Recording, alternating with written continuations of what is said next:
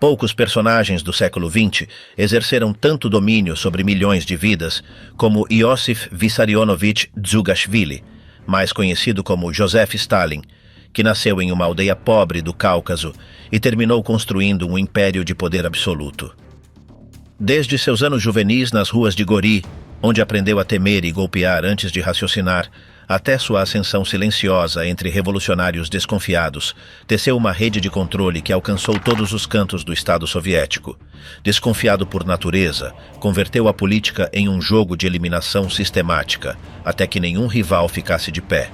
Não só dirigiu uma guerra devastadora contra Hitler, mas também uma guerra interior contra seu próprio povo, marcada pelo terror, pela vigilância e pelo confinamento. Isolado, velho e temido, foi encurralado por sua própria sombra, enquanto seus próximos esperavam em silêncio sua queda. Entre expedientes ocultos, médicos perseguidos e ordens sussurradas, o final chegou com uma brutal ironia. Sozinho, imóvel, sem que ninguém se atrevesse a socorrê-lo. Como pôde um homem tão poderoso morrer sem que um só de seus subordinados tentasse salvá-lo?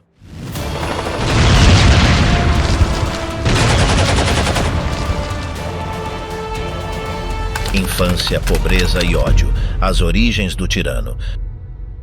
Depois que a servidão foi eliminada no ano de 1864, a família de Ekaterine Geladze se instalou em Gori. Lá, quando tinha 18 anos, ela foi casada com o sapateiro Bezarion Djugashvili, conhecido como Bezo, que era 6 anos mais velho que ela. Os 2 primeiros filhos que tiveram morreram pequenos. O terceiro foi Ioseb, que mais tarde seria chamado de Sozo. Pouca documentação real se conserva sobre a infância de Stalin, e quase tudo o que se conhece vem de memórias escritas depois que ele já havia chegado ao poder.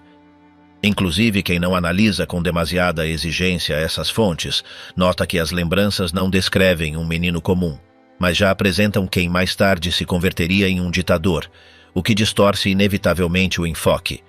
Isso faz com que muitos detalhes sejam exagerados ou omitidos de forma intencional.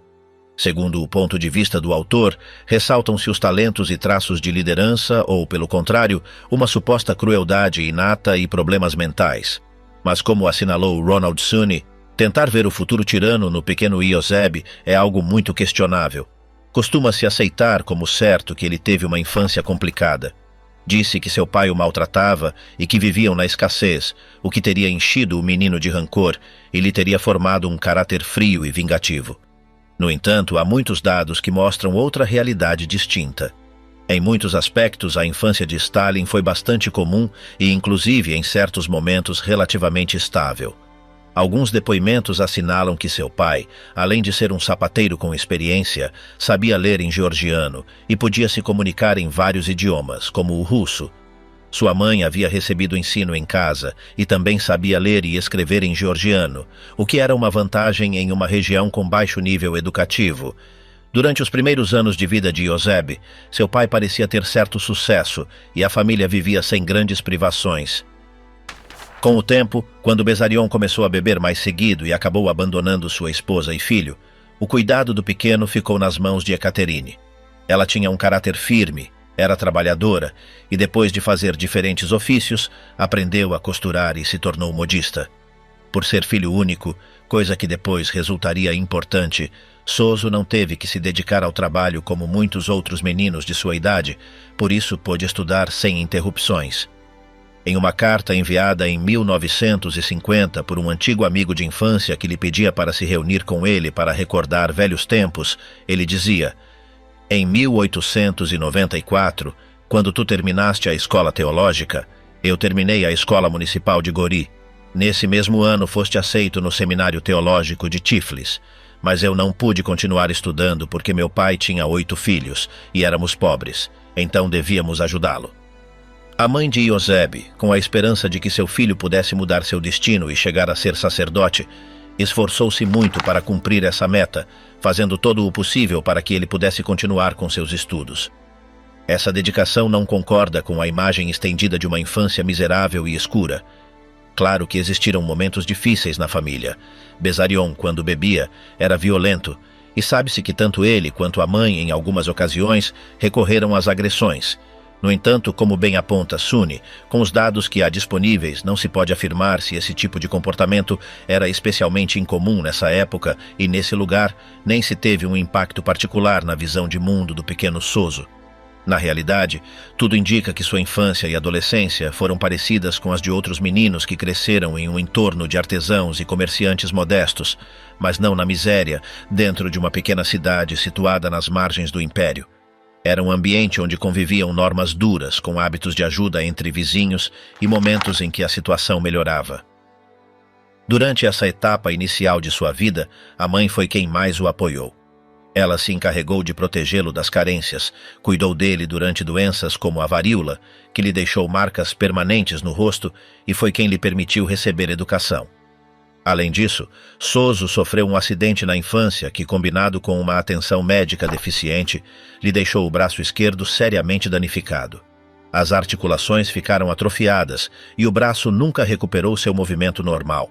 Também tinha um defeito de nascimento. 2 dedos de seu pé esquerdo eram unidos.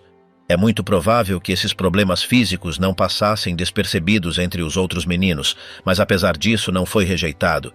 Participava dos jogos com os outros e se relacionava sem dificuldades. Tinha muito boa memória, algo muito valorizado naquela época. Não parece que sua infância difícil tenha sido a origem da dureza que depois se veria em Stalin, nem há sinais claros de que nessa época já se notasse algum impulso rebelde particular. Quando chegou o momento de começar a escola, sua mãe recebeu a ajuda de várias pessoas do povoado que viam potencial no menino e que acreditavam que uma formação acadêmica poderia abrir-lhe oportunidades. A meta de Ekaterine era que seu filho se convertesse em sacerdote, o que era considerado um caminho respeitável e socialmente ascendente. Naquela época, isso parecia um objetivo adequado e possível. As linhas de um poema georgiano que o jovem Ioseb conhecia e repetia diziam: uma cotovia canta alto no céu, um rouxinol alegre diz: floresce, terra formosa, levanta-te, país dos georgianos. E tu, georgiano, honra tua pátria com teus estudos. Esses versos não suavizam a figura do Stalin adulto, mas mostram que em sua juventude tinha intenções mais idealistas, centradas em servir a seu país e a seu povo. Durante seu 3º ano no seminário, essas aspirações vagas e ainda sem forma concreta o levaram a dar um passo mais decidido. Ioseb se uniu a um grupo de discussão clandestino formado por outros seminaristas e, ao que parece, assumiu um papel ativo dentro do grupo. Os textos que liam eram legais, mas estavam proibidos dentro do seminário. Há registros de conduta do colégio que indicam que ele foi sancionado por ler livros que não estavam autorizados, entre eles alguns romances de Victor Hugo, nos últimos meses de 1896 e princípios de 1897. A partir desse momento, as notas de Ioseb começaram a baixar e as infrações às regras se tornaram mais frequentes. À medida que avançava em seus estudos, foi mudando. Deixou de escrever poemas, algo que antes fazia com entusiasmo, e se interessou de forma mais forte pelos temas políticos. O grupo de discussão já não lhe bastava. Queria participar de algo mais concreto e real.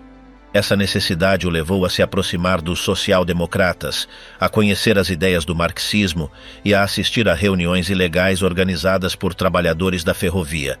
Segundo os registros oficiais, em agosto de 1898, enquanto ainda era aluno do seminário, se uniu a uma organização social-democrata e começou a trabalhar como propagandista, compartilhando ideias entre pequenos grupos de operários. É provável que nesse momento seus conhecimentos sobre o marxismo fossem ainda muito básicos, mas seu interesse era forte e absorvente. Para ele, essa ideologia, que parecia ter uma visão total da sociedade e que oferecia respostas quase como se fosse uma religião, encheu o espaço que o desencanto com a fé tradicional lhe havia deixado. A ideia de que a história humana seguia umas leis fixas e que a humanidade se dirigia inevitavelmente para um modelo de justiça social dava sentido à luta revolucionária. No entanto, esse entusiasmo pelo marxismo não o tornava especial.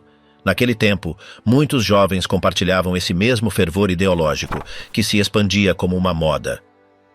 Entre as influências que marcaram Ioseb, também estavam os ativistas mais velhos que chegavam a Tiflis de outras partes da Geórgia. Através deles, conheceu outros entornos de agitação política, mais amplos que os corredores do seminário. Em seu círculo mais próximo já se comentava que ele estava se tornando cada vez mais radical, o que coincidia com a perda de interesse em sua educação religiosa. Para o jovem que havia começado a estudar com a esperança de chegar ao sacerdócio, o mundo havia mudado. Agora o atraía a política e a ideia de transformar a ordem estabelecida. Esse passo foi decisivo e marcou o fim de sua vida como estudante religioso, embora ainda não imaginasse o caminho que ia percorrer, nem o impacto que teria décadas depois. Do bandido ao líder bolchevique, a ascensão do novo chefe. Quando o século XX começou, Stalin já estava plenamente metido em atividades clandestinas. Para então, já havia sido preso várias vezes, havia escapado em mais de uma ocasião e tinha uma reputação bem estabelecida entre os círculos revolucionários por sua determinação, seu caráter reservado e sua disposição para as tarefas mais arriscadas. Durante os anos prévios à Revolução de 1905, seu trabalho incluía imprimir panfletos, arrecadar fundos, organizar greves e coordenar ações em nome do partido, mas também participar de expropriações, como chamavam os bolcheviques aos roubos para financiar suas operações.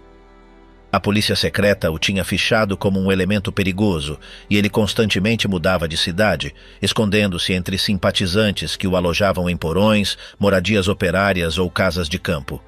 Sua habilidade para se mover sem ser detectado o converteu em um recurso valioso para o movimento e, embora não fosse uma figura muito conhecida fora dos círculos internos, dentro do partido já era reconhecido por sua eficácia. Ao longo desses anos, Stalin se manteve fiel à linha dura do bolchevismo e desenvolveu uma identidade cada vez mais centrada na disciplina, na lealdade absoluta e na convicção de que o fim justificava os meios. Mantinha contato com Lenin através de cartas e mensageiros, e embora não fizesse parte de seu círculo mais íntimo, suas posições coincidiam em muitos pontos-chave. Em seus escritos, defendia com insistência a necessidade de um partido forte, com estrutura centralizada e disposto a atuar com decisão. Seu tom era seco, sem adornos, e seus argumentos estavam focados na tática e na prática mais que nos princípios filosóficos. Esta forma de pensar, direta e centrada na ação, o foi diferenciando de outros líderes locais que preferiam os debates teóricos ou as discussões intermináveis sobre estratégia. Para Stalin, o importante era fazer a causa avançar, sem importar muito os métodos empregados. Durante a Revolução de 1905, teve um papel ativo na Geórgia. Organizou manifestações, redigiu proclamações e participou de enfrentamentos com as forças do regime. Sua participação lhe rendeu um novo reconhecimento dentro do movimento, mas também o obrigou a passar temporadas escondido ou no exílio.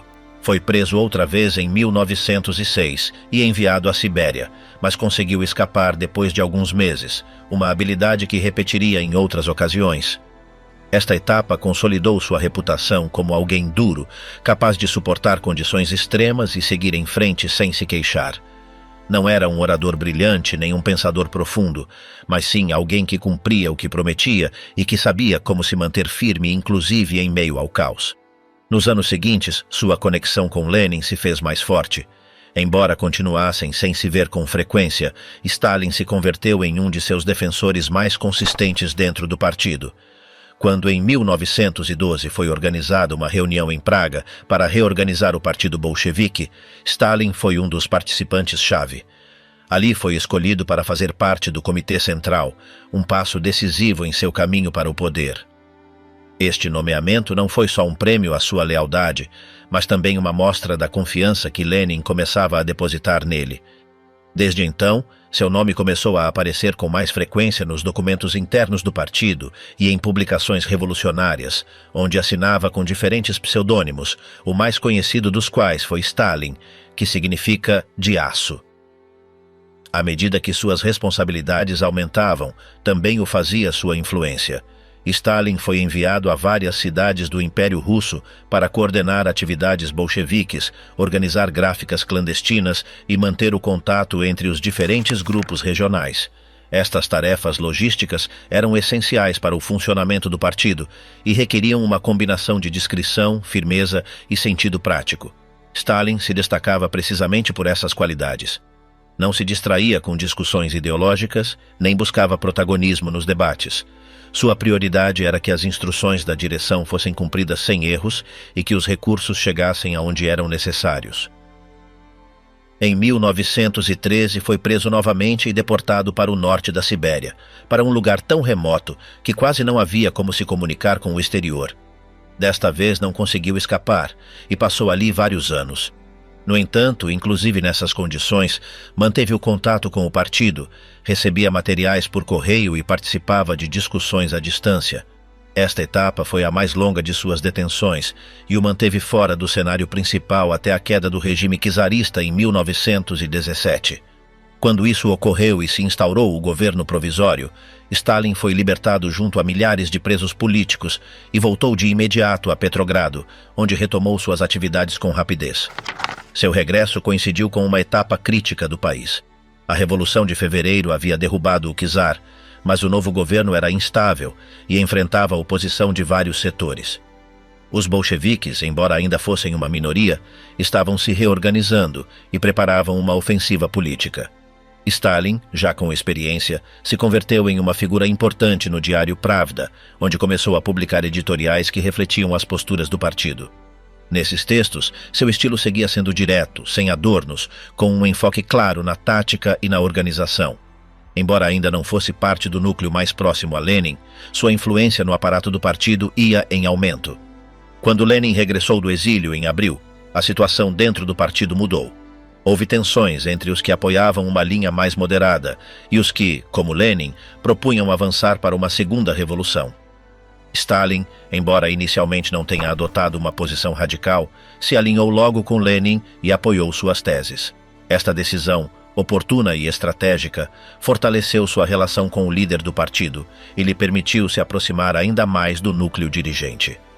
Foi escolhido para o Comitê Executivo do Soviet de Petrogrado, um órgão-chave nesses momentos, e participou de reuniões onde se discutia o futuro do país. Seu papel não era o mais visível, mas sim um dos mais constantes. Durante os meses seguintes, Stalin participou da preparação da tomada do poder. Esteve envolvido no planejamento de ações, na redação de proclamações e na coordenação com os soviets locais. Quando em outubro se produziu a insurreição, Stalin foi uma das peças operativas mais importantes, embora não tenha tido um papel destacado na parte pública do evento. Uma vez que os bolcheviques conseguiram o controle do governo, sua posição dentro do aparato estatal se consolidou. Foi nomeado comissário do povo para as nacionalidades, um cargo que refletia tanto sua origem georgiana como sua capacidade para manejar questões delicadas. De lá, Stalin começou a construir sua rede de aliados, colocando pessoas de sua confiança em postos-chave e se assegurando de que suas ordens fossem cumpridas sem resistência. Nesses primeiros anos do novo regime, Stalin manteve um perfil relativamente discreto.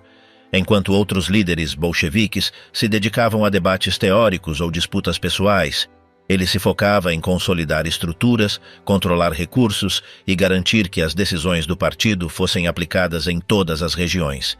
Este trabalho lhe permitiu ganhar poder de forma gradual, sem chamar demasiada atenção.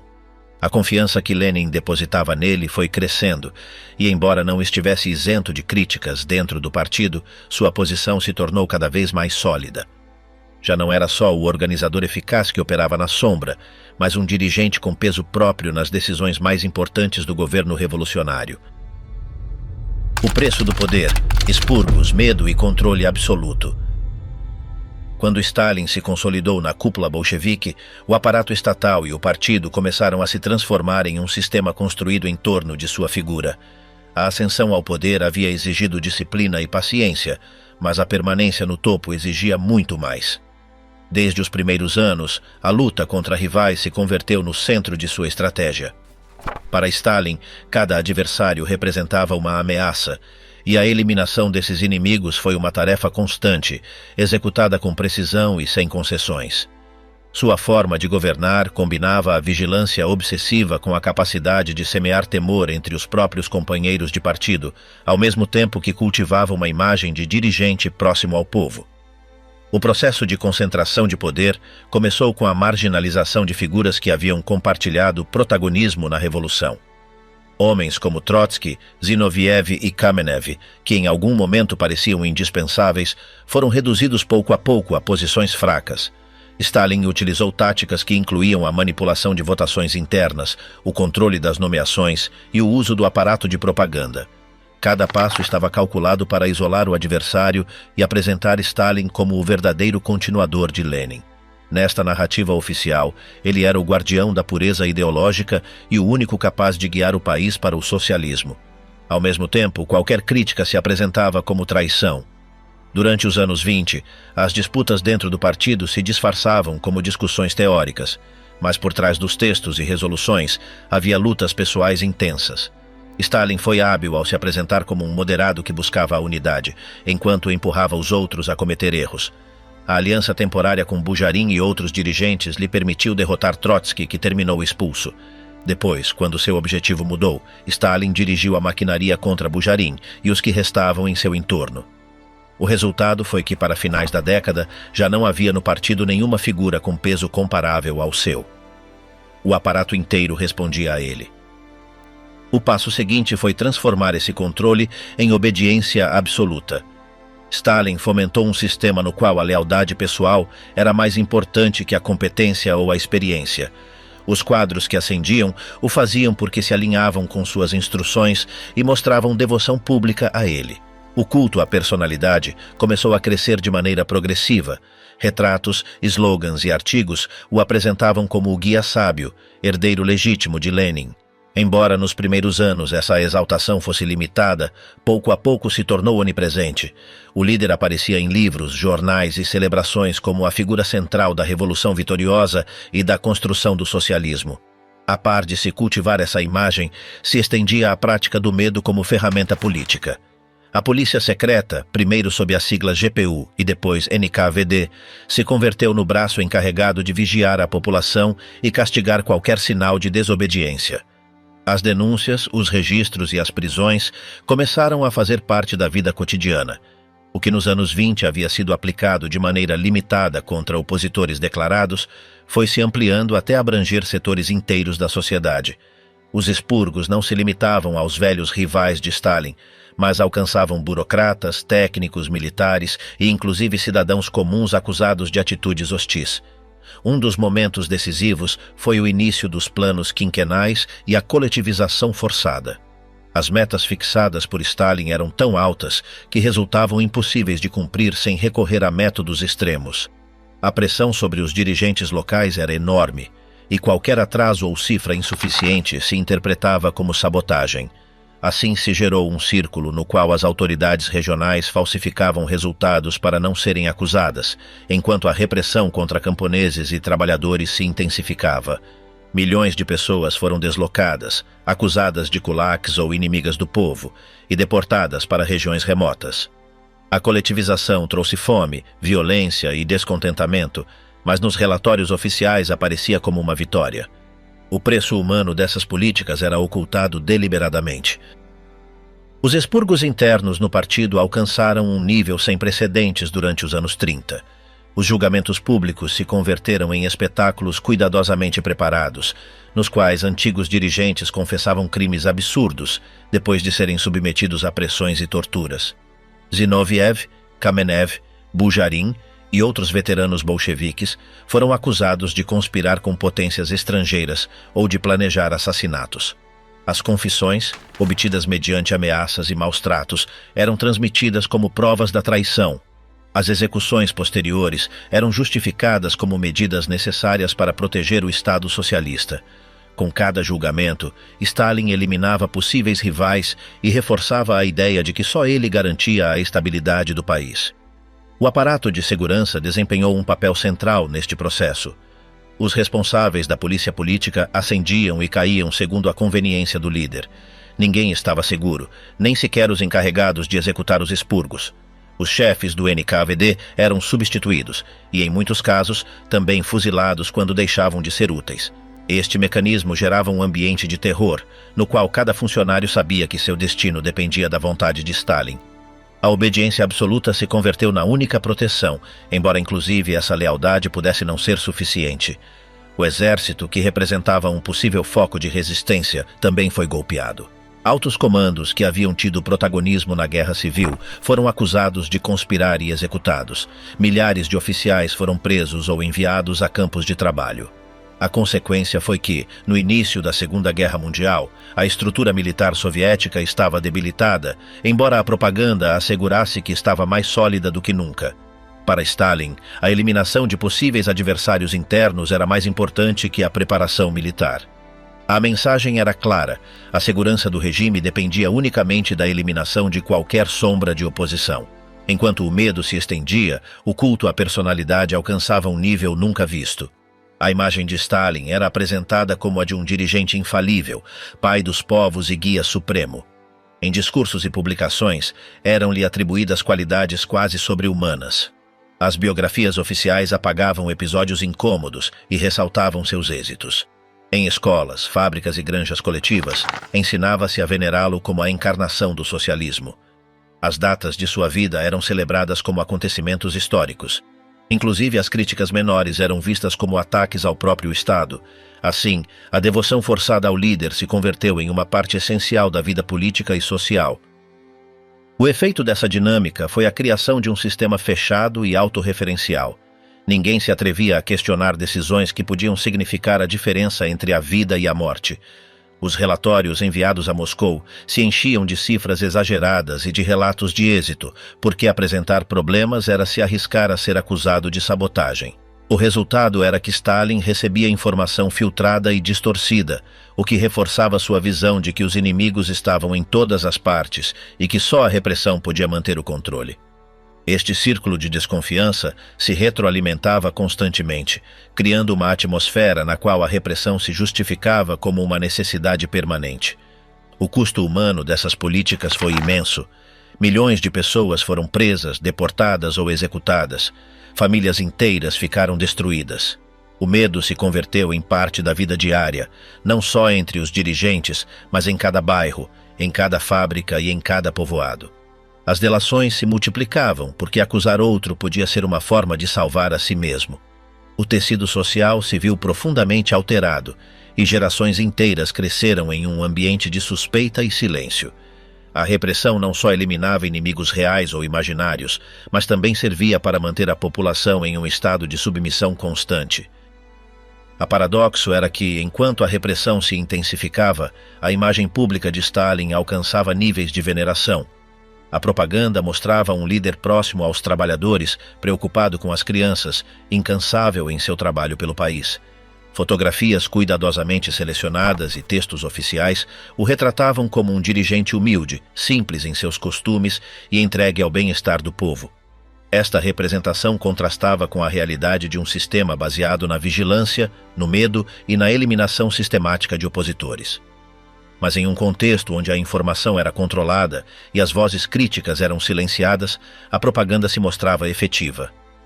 Ao final da década de 30, Stalin havia conseguido o que parecia impossível: transformar um partido de revolucionários em um aparato de obediência total. Os velhos bolcheviques haviam sido eliminados, o exército havia sido expurgado, a população vivia sob vigilância e o líder era venerado como figura indiscutível. O preço desse poder havia sido enorme, com incontáveis vítimas e uma sociedade traumatizada pelo medo. Mas, da perspectiva do regime, o objetivo principal havia sido alcançado: o controle absoluto. Stalin já não tinha rivais, e sua autoridade não podia ser questionada. O caminho para a guerra e os novos desafios se abriria a partir dessa posição de força, construída sobre a base de expurgos, terror e culto pessoal. O amo da guerra: Stalin contra Hitler e seus próprios generais. Quando a guerra começou em junho de 1941, Stalin estava no ponto mais alto de seu poder. Havia eliminado quase todos os seus antigos rivais, havia transformado o partido em uma máquina de obediência e havia estabelecido um sistema de terror que se estendia dos altos comandos até a vida cotidiana da população. No entanto, essa mesma estrutura gerou debilidades que se tornaram evidentes nos primeiros meses da invasão alemã. O expurgo do exército havia deixado a instituição militar sem grande parte de seus oficiais experientes e, embora a propaganda mostrasse uma imagem de fortaleza, a realidade era que o Exército Vermelho estava mal preparado para enfrentar o ataque. O pacto com Hitler, assinado em 1939, havia dado à União Soviética um respiro temporário. Aos olhos de Stalin, esse acordo lhe assegurava tempo para rearmar e reorganizar suas forças. Mas quando chegaram os relatórios de que a Alemanha estava se preparando para atacar, Stalin preferiu ignorá-los ou considerá-los provocações deliberadas. Convencido de que Hitler não romperia o pacto tão cedo, minimizou as advertências de seus serviços de inteligência. Essa atitude contribuiu para que o exército soviético fosse surpreendido em 22 de junho de 1941, quando começou a Operação Barbarossa. A ofensiva alemã se estendeu rapidamente e em poucas semanas as tropas da Wehrmacht ocuparam vastos territórios, capturaram centenas de milhares de soldados e avançaram para o coração do país. Os primeiros dias depois do ataque foram caóticos. Stalin se recolheu em sua residência e, segundo os depoimentos de alguns de seus colaboradores, durante um tempo ficou paralisado, incapaz de dar ordens claras. Não obstante, logo recuperou o controle e se apresentou como o líder decidido que chamava o povo a resistir. A finais de junho falou pelo rádio, dirigindo-se aos cidadãos com um tom solene, no qual invocava os irmãos e irmãs para que defendessem a pátria. A partir desse momento, seu papel se transformou no de comandante supremo, tomando em suas mãos não só a política, mas também a condução militar. A gestão de Stalin à frente da guerra foi marcada por uma combinação de erros, rigidez e brutalidade. Desde o princípio, ordenou resistir sem retroceder, o que levou a que muitas unidades ficassem cercadas e destruídas. Para ele, qualquer retirada era sinônimo de covardia ou traição. Em agosto de 1941, assinou a ordem que proibia render-se, estabelecendo que quem se entregasse ao inimigo seria considerado desertor. Milhares de soldados soviéticos foram executados por seus próprios oficiais por tentar fugir do combate. Essa política de ferro causou inumeráveis perdas humanas, mas ao mesmo tempo reforçou a ideia de que não havia alternativa a não ser resistir até o final. Apesar dessas decisões, a situação no fronte seguiu se deteriorando. Os alemães avançavam para Moscou e a capital se encontrava sob ameaça direta a finais de 1941. Nesse momento, Stalin decidiu permanecer na cidade. Rejeitou transferir o governo e, em outubro, quando o pânico se estendia, ordenou que as defesas urbanas fossem preparadas. Sua presença em Moscou foi utilizada como símbolo de resistência.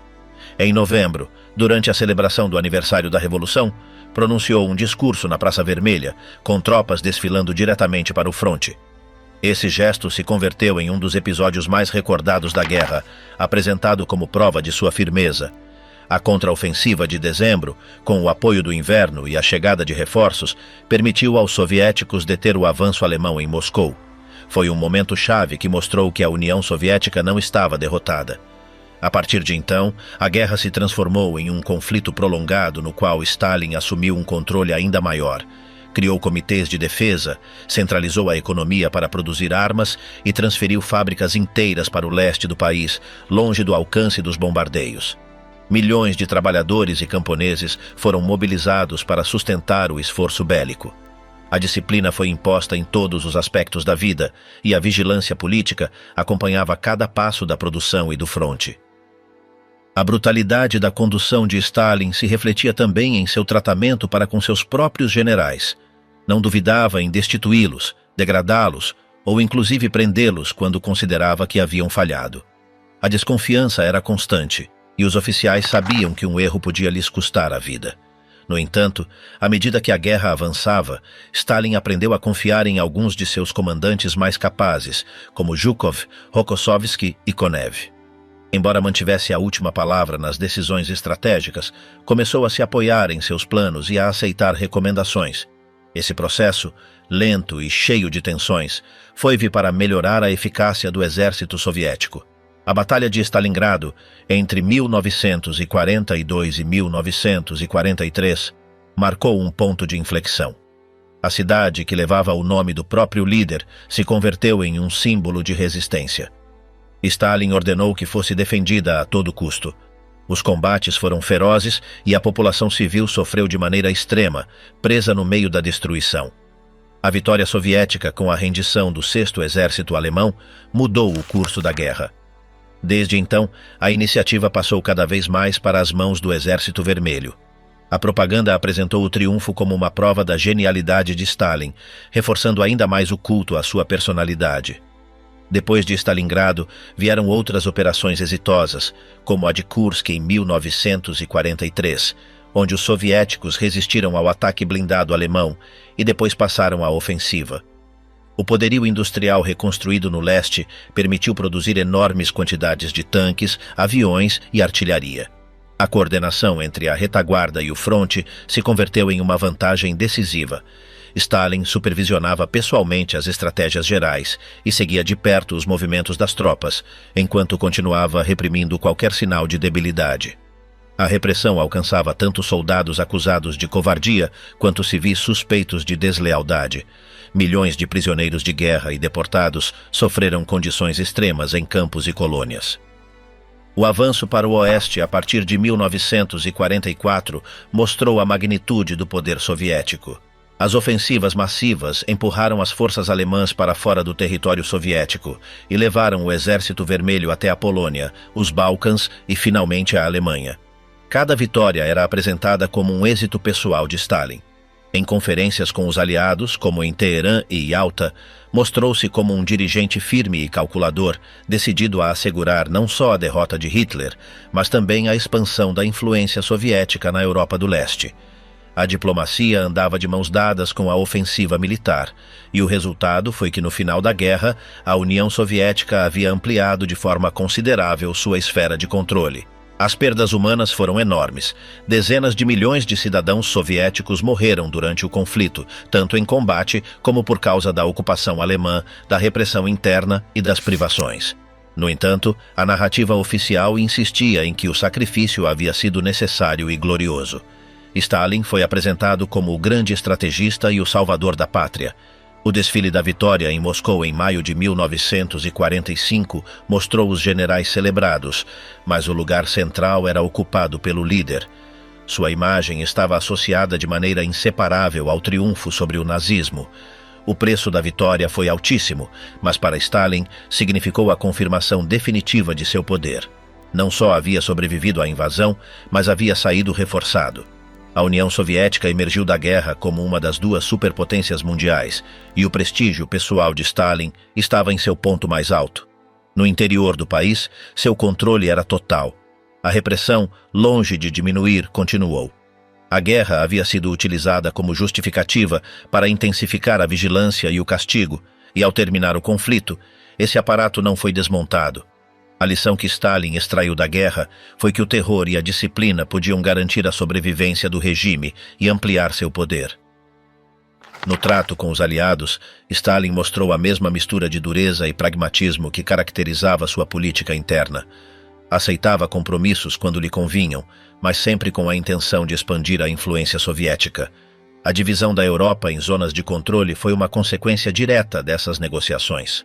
Enquanto no Ocidente ele era visto como um sócio incômodo, mas necessário, dentro da União Soviética era venerado como o líder supremo que havia guiado o país à vitória. O contraste entre a devastação real e a imagem propagada era enorme, mas em um estado onde a informação era controlada, a versão oficial prevalecia sem discussão. Ao concluir a guerra, Stalin havia passado de ser o dirigente de um país isolado e golpeado por expurgos internos, a se converter no chefe indiscutível de um império que se estendia sobre metade da Europa.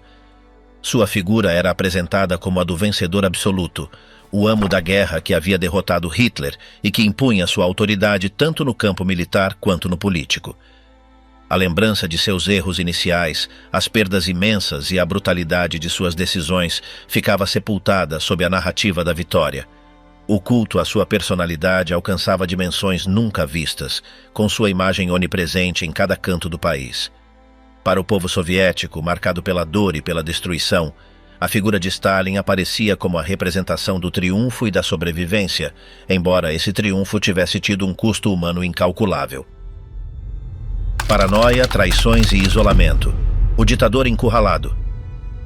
Nos anos posteriores à vitória na guerra, Stalin se converteu no dirigente mais poderoso da União Soviética e em um dos homens mais influentes do planeta.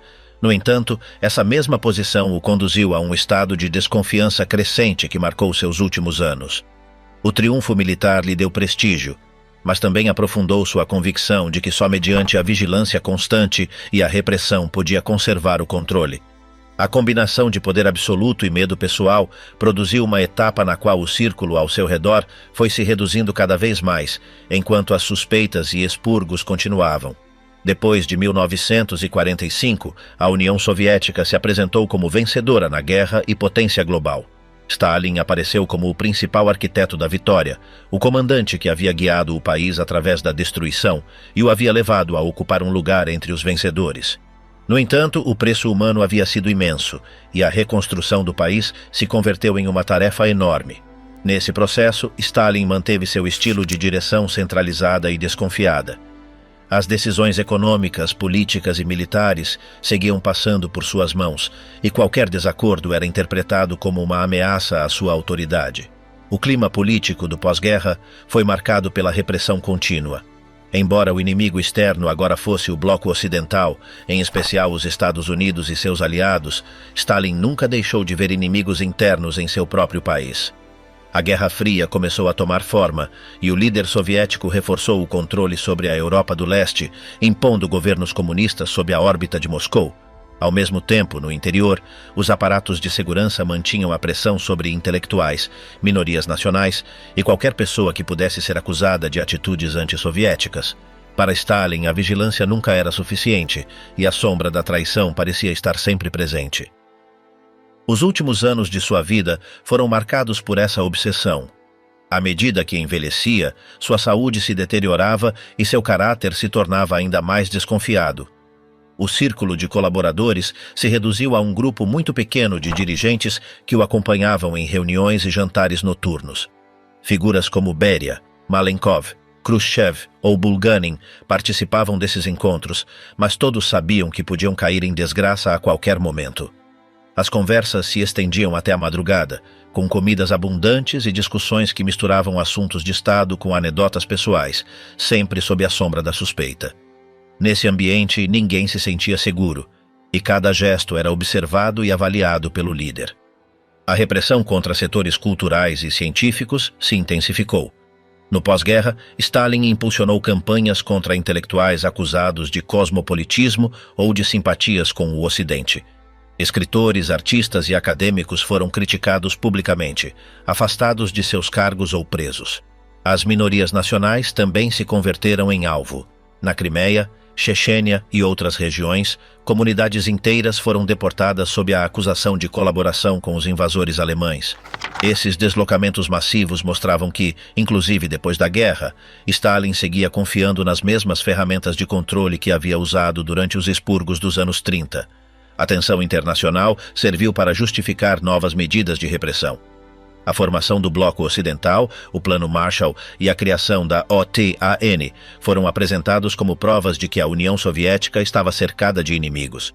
Nesse contexto, Stalin reforçou seu controle interno. A propaganda o mostrava como o defensor do socialismo frente à agressão imperialista, enquanto, na prática, a vigilância sobre a população se tornava mais estrita. Cada crise externa era utilizada para endurecer ainda mais o controle, e o ambiente de Guerra Fria se misturava com o medo interno. Em seus últimos anos, o líder também mostrou um crescente interesse pelos assuntos de segurança e conspiração dentro de seu entorno imediato. A chamada campanha contra os médicos foi um dos episódios mais claros dessa paranoia. No começo dos anos 50, vários médicos judeus do Kremlin foram acusados de conspirar para assassinar dirigentes soviéticos.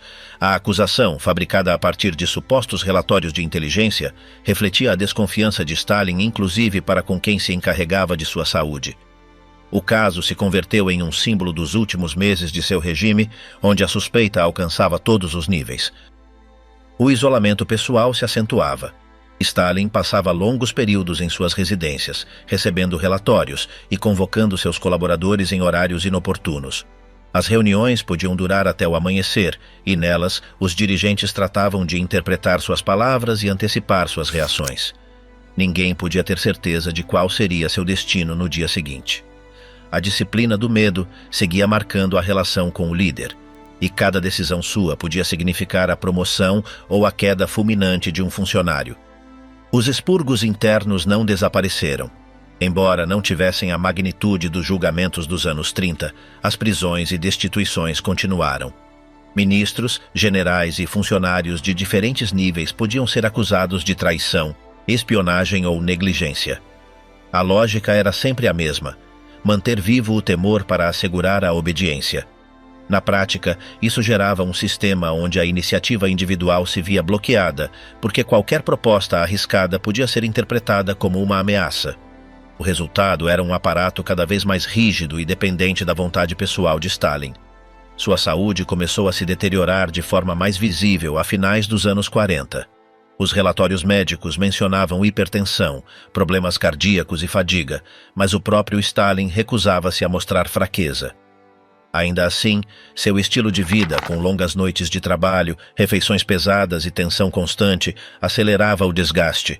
O círculo próximo notava suas mudanças de humor, seus silêncios prolongados e suas reações imprevisíveis. O líder, que havia sobrevivido a décadas de lutas internas e à guerra mais devastadora, via-se agora enfrentado a seus próprios temores. O isolamento era cada vez maior. Embora seguisse recebendo informação de todas as partes, Stalin desconfiava dos dados e suspeitava de manipulações. As reuniões com o Politburo se tornavam mais esporádicas, e muitas decisões eram tomadas diretamente por ele, sem consultas amplas. Os colaboradores se limitavam a executar ordens e a esperar sua aprovação.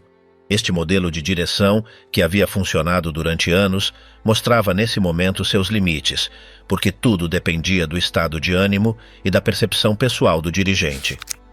A figura de Stalin seguia sendo objeto de um culto intenso. A propaganda o apresentava como o sábio condutor, o pai dos povos, o guia indispensável. Mas por trás dessa imagem se encontrava um homem envelhecido, doente e cada vez mais isolado. O contraste entre a retórica oficial e a realidade era evidente para quem o rodeava, embora ninguém se atrevesse a assinalá-lo. O sistema estava construído de maneira que não havia espaço para reconhecer debilidades. A lealdade se demonstrava com silêncio e obediência. Nesses últimos anos, a sensação de que a traição podia surgir em qualquer parte o acompanhava constantemente. A vigilância alcançava seus próprios colaboradores, seus médicos, os dirigentes das repúblicas soviéticas e os comandos militares. Ninguém estava a salvo da suspeita. O líder, que havia construído um império à base de expurgos e medo, terminava preso no mesmo mecanismo que havia criado. A paranoia o rodeava por completo, e o círculo de confiança era cada vez mais estreito. O que restava era um dirigente solitário, desconfiado e vigilante, que se mantinha no poder graças a um sistema de controle total, mas que já não confiava em ninguém. O corpo no chão, a morte mais solitária do Império Vermelho. No sábado, 28 de fevereiro, Stalin se retirou para descansar em sua residência de Kuntsevo, uma casa simples e sem luxos. Ao chegar lá, ele se trancou em seu quarto, como costumava fazer. Nesse dia não convocou ninguém, não fez ligações nem deu ordens. As horas se passaram, e já alta noite, os membros de seu círculo mais próximo, acostumados a se manterem atentos, esperavam algum sinal. No entanto, não houve movimento, nem passos, nem campainha. Os guardas do serviço, seguindo as instruções recebidas há muito tempo, não deviam incomodar o líder sob nenhuma circunstância. Assim, o silêncio ocupou a casa por completo.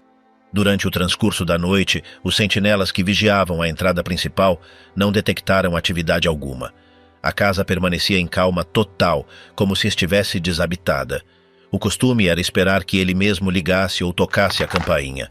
O chefe do destacamento designado para o controle de segurança decidiu não agir. Passadas várias horas, a inquietação cresceu entre os empregados, embora ninguém se atrevesse a quebrar as regras estabelecidas. A ideia de incomodar o dirigente sem uma ordem explícita era vista como uma falta grave. Ninguém desejava assumir essa responsabilidade. Quando o domingo amanheceu, tudo continuava igual. Apesar de ser habitual que Stalin dormisse até tarde, nesse dia algo parecia distinto. Alguns começaram a perguntar-se se estaria doente, mas ainda assim decidiram esperar. Os ajudantes que costumavam receber instruções para preparar o café da manhã ou acender o rádio seguiam sem ser chamados. A porta do quarto continuava fechada e não se escutavam ruídos do interior.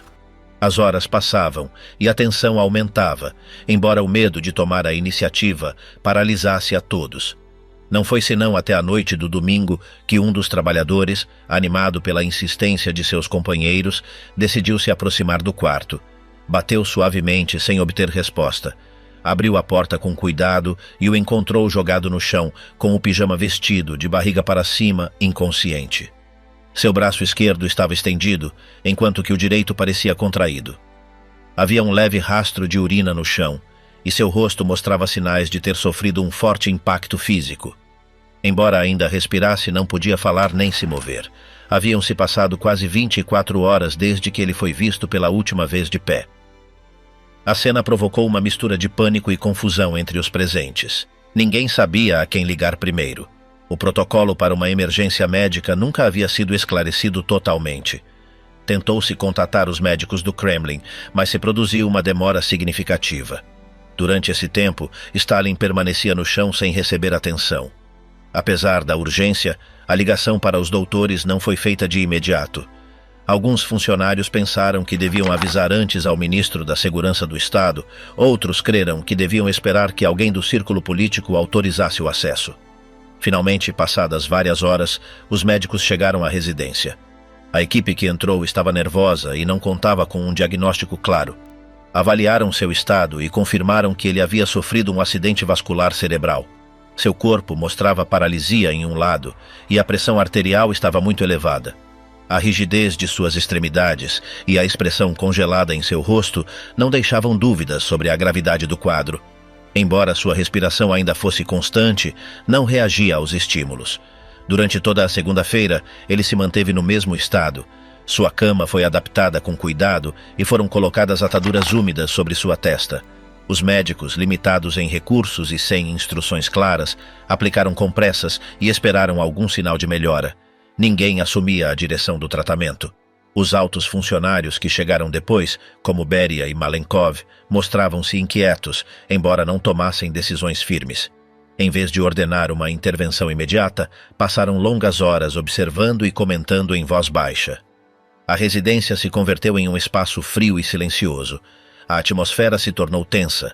Os guardas permaneciam firmes em seus postos e os empregados evitavam cruzar olhares. O medo de se equivocar ou agir sem permissão se intensificava a cada minuto. Enquanto isso, Stalin seguia imóvel, respirando com dificuldade, sem que ninguém fizesse muito mais que observar. As vozes nos corredores eram sussurros e qualquer ação era debatida com temor. Na terça-feira, os médicos notaram uma ligeira diminuição em seu pulso e mudanças em sua coloração. Apesar disso, não foram introduzidos novos tratamentos. Manteve-se a rotina de colocar compressas e medir suas constantes. Ninguém questionava abertamente o que ocorria. A ideia de que ele podia morrer estava presente, mas não se falava. Seus subordinados mais próximos se revezavam para vigiá-lo, sem se atrever a intervir além do básico. O poder que exercia inclusive de seu leito imóvel os mantinha paralisados. Na quarta-feira, ao meio-dia, sua respiração se tornou mais lenta. Os doutores já não esperavam uma recuperação. A rigidez se estendia por todo o corpo e sua pele se tornava pálida. Na tarde, seus sinais vitais se tornaram apenas perceptíveis. Às 9h50 da noite, seu coração deixou de bater. Ninguém chorou nem gritou. Simplesmente se confirmou o inevitável. Seu corpo, que durante décadas havia sido símbolo de autoridade absoluta, jazia agora sem vida em um quarto onde ninguém se havia atrevido a agir a tempo.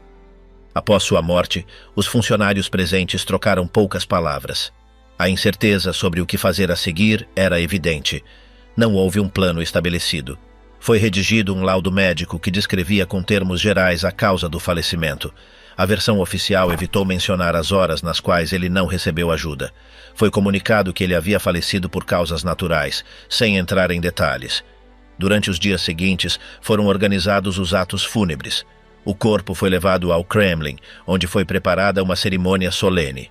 O povo foi convidado a prestar homenagem, embora muitos desconhecessem o que realmente havia acontecido na Dacha. A versão difundida falava de uma morte rápida e sem sofrimento, ocultando o abandono e o medo que marcaram suas últimas horas. A imagem do líder forte se mantinha intacta nos anúncios e jornais. O que ocorreu na residência de Kuntsevo ficou sepultado sob o silêncio de quem o rodeava. Ninguém assumiu responsabilidade. Alguns guardas foram transferidos de posto. Outros empregados foram interrogados brevemente, sem que se tomassem medidas concretas. Os médicos receberam instruções de não falar sobre o sucedido. Tudo se fechou com um laudo oficial breve e sem contradições. Assim terminou a vida de um dos homens mais poderosos do século. O temor que infundiu em vida o acompanhou até o final. Sua morte não foi um ato glorioso nem uma cena heróica, mas um reflexo da desconfiança e do silêncio que ele havia semeado ao seu redor durante décadas. Mentiras após o caixão. O último crime. Durante os primeiros dias de março de 1953, enquanto nos corredores do Kremlin ainda se escutavam sussurros sobre o que realmente havia acontecido na Dacha de Kuntsevo, o corpo de Stalin permanecia imóvel, rodeado de silêncio e dúvidas. A informação oficial, lançada com rapidez, falava de uma hemorragia cerebral massiva. Embora não oferecesse detalhes, a mensagem buscava cortar pela raiz qualquer especulação. No entanto, os fatos posteriores não faziam mais do que alimentar o burburinho. O caixão foi levado ao salão de colunas da Casa dos Sindicatos e ali, durante 3 dias, desfilou uma multidão interminável. Enquanto o povo se amontoava nas ruas, entre lágrimas sinceras e medos contidos, o núcleo do poder soviético já havia se reorganizado. Beria, um dos homens mais temidos do regime, foi o primeiro a tomar a palavra no dia 5 de março. Com um tom moderado, anunciou a morte do líder e, sem pausa, começou a apresentar os novos integrantes do presídium. Ao seu lado estavam Malenkov, Molotov, Kaganovich e outros homens que durante anos haviam temido Stalin. Agora, com sua ausência, agiam com uma mistura de precaução e ambição. O nome de Beria sobressaía porque foi ele quem, após confirmar a morte, mandou fechar os quartos da Dacha e transferiu os documentos pessoais de Stalin, assegurando-se de que ninguém mais acessasse a eles. As câmeras de segurança internas deixaram de funcionar por horas. Nesse lapso, Beria se moveu pelos corredores e escritórios do ditador como se já estivesse no controle. Segundo alguns testemunhos, o viram sorrir, algo que ele não fazia havia anos. Sua atitude contrastava com a de outros membros do círculo próximo, que ainda caminhavam com cautela. Enquanto isso, as autoridades sanitárias preparavam o corpo para o funeral e se encarregavam de manter a versão oficial intacta. Não houve autópsia pública nem acesso livre ao corpo. Tudo foi gerenciado por um pequeno grupo de médicos sob estrita supervisão. No 6 de março, um comunicado detalhou que Stalin havia sofrido uma hemorragia cerebral acompanhada de paralisia na metade direita do corpo. Acrescentaram que seu estado piorou por uma falha cardíaca e problemas respiratórios. O relatório, redigido com termos técnicos, evitava entrar em explicações sobre por que ninguém o atendeu durante horas ou quem foi o último a vê-lo com vida. Apesar de seu tom médico, muitos viram nesse texto uma estratégia para fechar o caso sem mais perguntas. O povo, por sua parte, aceitou a notícia como vinha. Alguns, ao ouvi-la, desmaiaram. Outros choraram sem consolo. Muitos simplesmente guardaram silêncio. Durante o funeral, o ambiente em Moscou foi tenso. A maré humana que tentava se despedir do líder se tornou incontrolável. Foram registrados dezenas de mortos por asfixia ou esmagamento. Ninguém deu cifras oficiais, mas os rumores circulavam com rapidez. No salão onde o corpo repousava, o desfile não parava. Atrás do caixão, uma fila de dirigentes mantinha seus rostos sérios, enquanto milhares de pessoas passavam em frente a eles. Os cartazes exaltavam o legado do homem que havia guiado o país na guerra, industrializado a nação e eliminado seus inimigos. Nada se dizia dos campos, dos expurgos ou das execuções. Nesse mesmo dia, enquanto os discursos enalteciam a figura de Stalin, Beria deu outro passo. Iniciou uma campanha para revisar os expedientes de vários detidos, especialmente os implicados no chamado caso dos jalecos brancos. Esse processo, que envolvia vários médicos judeus acusados de querer assassinar líderes soviéticos, havia sido impulsionado por Stalin poucos meses antes. Beria, em sua tentativa de se apresentar como renovador, declarou que as confissões obtidas eram pouco confiáveis. Ordenou a libertação de alguns médicos e o fechamento temporário da investigação. Embora seus motivos fossem estratégicos, muitos dentro e fora do partido interpretaram o gesto como uma tentativa de corrigir excessos passados. Nas semanas seguintes, a figura de Beria cresceu. Ele controlava os ministérios-chave e se mostrava como o rosto da nova liderança. No entanto, seu estilo provocador e seu passado repressivo geravam desconfiança. Molotov, Kaganovich e outros sabiam que, se não agissem rápido, Beria consolidaria um poder similar ao de Stalin. Assim, enquanto o povo ainda processava a perda, nos salões do poder se gestava um novo enfrentamento. Cada decisão era observada com atenção, cada gesto interpretado como um sinal. A morte de Stalin não havia trazido calma, mas sim uma batalha silenciosa para ocupar o espaço que ele havia deixado. O funeral foi fechado com uma cerimônia na Praça Vermelha. O corpo foi depositado junto a Lenin no mausoléu. As multidões seguiram enchendo as ruas e a propaganda repetiu uma e outra vez a mensagem de unidade e continuidade. Nas fábricas, escolas e quartéis foram realizados atos de homenagem. Tudo devia parecer estável. No entanto, no mais alto, a realidade era distinta. As alianças se quebravam, os arquivos secretos eram revisados e a paranoia, longe de desaparecer, se mantinha viva. Mesmo morto, Stalin seguia marcando o ritmo de um país que não sabia como avançar sem ele. Klevniuk, nos documentos revisados após a abertura parcial dos arquivos soviéticos, destaca que a figura de Beria foi cuidadosamente eliminada meses depois. Ele foi preso em julho, acusado de traição e executado antes de o ano terminar. Sua queda foi rápida e planejada. Os mesmos que o apoiaram em março se voltaram contra ele em julho. A mensagem era clara: ninguém devia brilhar demais. Após o expurgo de Beria, Malenkov assumiu um papel mais moderado e Nikita Khrushchev começou a ganhar influência. A partir de então, começou uma etapa de ajustes, onde lentamente se reconheceram alguns excessos do passado, mas sem tocar o núcleo do sistema. O silêncio voltou a se impor. No campo cultural, a morte de Stalin também teve consequências concretas e mensuráveis, já que alguns escritores começaram a redigir textos em privado, onde questionavam sua figura, mas sem se atrever ainda a publicá-los, porque o medo persistia e a imagem do líder seguia pendurada em escritórios, escolas e estações, enquanto seu nome continuava sendo pronunciado com respeito.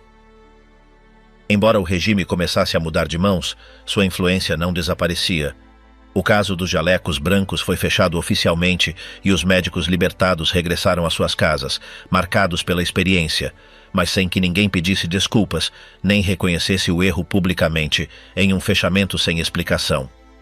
Nas cidades, a população seguia vivendo sob as mesmas regras, e embora as prisões arbitrárias diminuíssem, o controle estatal se mantinha firme. Os agentes do Ministério do Interior seguiam ativos e os rumores sobre novos julgamentos ou investigações continuavam circulando. A mensagem oficial era que tudo estava sob controle, que o partido se mantinha forte e que a linha de Stalin seguiria guiando o futuro, embora nos corredores do Kremlin se contasse outra história, porque a luta interna, as traições e a busca de poder não haviam terminado, só haviam mudado de rosto. Aquele março de 1953 foi, em aparência, um mês de transição. Na realidade, foi o fechamento forçado de uma etapa e o início de outra, igual de incerta. A figura de Stalin foi elevada ao máximo em sua morte, inclusive quando quem o rodeou em vida já começava a desarmar seu legado. No meio da fumaça das homenagens e dos slogans, se ocultava a verdade de seu final. Um homem sozinho, caído em seu quarto, sem ajuda, ignorado durante horas. E depois, um país que, por medo ou por estratégia, decidiu não olhar para trás.